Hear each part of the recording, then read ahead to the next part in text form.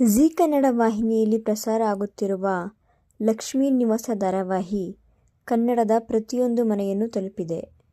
ಲಕ್ಷ್ಮೀ ನಿವಾಸ ಸೀರಿಯಲ್ನ ಪ್ರತಿಯೊಂದು ಪಾತ್ರಗಳು ಜನರ ಮೆಚ್ಚುಗೆಯನ್ನು ಪಡೆದುಕೊಂಡಿದೆ.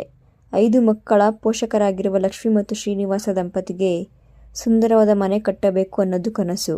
ಇದರ ಜೊತೆಯಲ್ಲಿಯೇ 3 ಹೆಣ್ಣು ಮಕ್ಕಳ ಮದುವೆ ಜವಾಬ್ದಾರಿಯೂ ಈ ದಂಪತಿ ಮೇಲಿರುತ್ತದೆ. ಈಗಾಗಲೇ ಕನ್ನಡದಲ್ಲಿ 400ಕ್ಕೂ ಅಧಿಕ ಸಂಚಿಕೆ ಪ್ರಸಾರಗೊಂಡಿರುವ ಈ ಧಾರಾವಾಹಿ ಸೋಮವಾರದಿಂದ ಶುಕ್ರವಾರದವರೆಗೂ ಪ್ರತಿದಿನ ರಾತ್ರಿ 8ರಿಂದ 9 ಗಂಟೆಗೆ ಪ್ರಸಾರ ಆಗುತ್ತಿದೆ.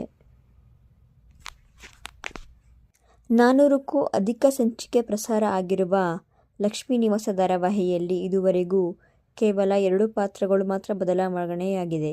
ಧಾರಾವಾಹಿ ಆರಂಭವಾದ ಕೆಲವೇ ದಿನಗಳಲ್ಲಿ ಸಿಂಚನ ಪಾತ್ರಕ್ಕೆ ಬೇರೆ ಕಲಾವಿದರ ಆಗಮನವಾಯಿತು. ಇತ್ತೀಚೆಗಷ್ಟೇ ಖುಷಿಯಾಗಿ ನಟಿಸುತ್ತಿದ್ದ ಮಗು ಸಹ ಬದಲಾಗಿದೆ. ಕನ್ನಡದಲ್ಲಿ ಭಾರೀ ಜನಪ್ರಿಯತೆ ಪಡೆದುಕೊಂಡ ಹಿನ್ನೆಲೆ ಈ ಧಾರಾವಾಹಿಯನ್ನು ಇತರ ಭಾಷೆಗಳಿಗೂ ರೀಮೇಕ್ ಮಾಡಲಾಗುತ್ತಿದೆ. 2 ದಿನಗಳ ಹಿಂದೆಯಷ್ಟೇ ಝೀ ತಮಿಳು ವಾಹಿನಿಯಲ್ಲಿ ಧಾರಾವಾಹಿಯ ಪ್ರೊಮೋ ಬಿಡುಗಡೆ ಮಾಡಿದೆ.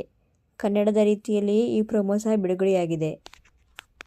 ಝೀ ತಮಿಳು ವಾಹಿನಿಯಲ್ಲಿ ಈ ಧಾರಾವಾಹಿಗೆ ಗಟ್ಟಿ ಮೇಳಂ ಎಂದು ಹೆಸರಿಡಲಾಗಿದೆ. ಈ ಧಾರಾವಾಹಿಯಲ್ಲಿರುವ ಪಾತ್ರಗಳನ್ನು ಸಹ ಪ್ರಕಟಿಸಲಾಗಿದೆ. ಲಕ್ಷ್ಮೀ ನಿವಾಸ ಧಾರಾವಾಹಿಯಲ್ಲಿ ಭಾವನಾ ಆಗಿ ದಿಶಾ ಮದನ್ ನಟಿಸಿದ್ದು ಪಾತ್ರಕ್ಕೆ ಜೀವ ತುಂಬಿದ್ದಾರೆ. ತಮಿಳಿನ ರೀಮೇಕ್ ಧಾರಾವಾಹಿಯಲ್ಲಿ ಛಾಯಾ ಸಿಂಗ್ ನಟಿಸಿರೋದು ಖಚಿತವಾಗಿದೆ. ಈಗಾಗಲೇ ಕನ್ನಡದ ಅಮೃತ್ ಧಾರಾವಾಹಿಯಲ್ಲಿ ಭೂಮಿಕಾ ಆಗಿ ಛಾಯಾ ಸಿಂಗ್ ನಟಿಸುತ್ತಿದ್ದಾರೆ.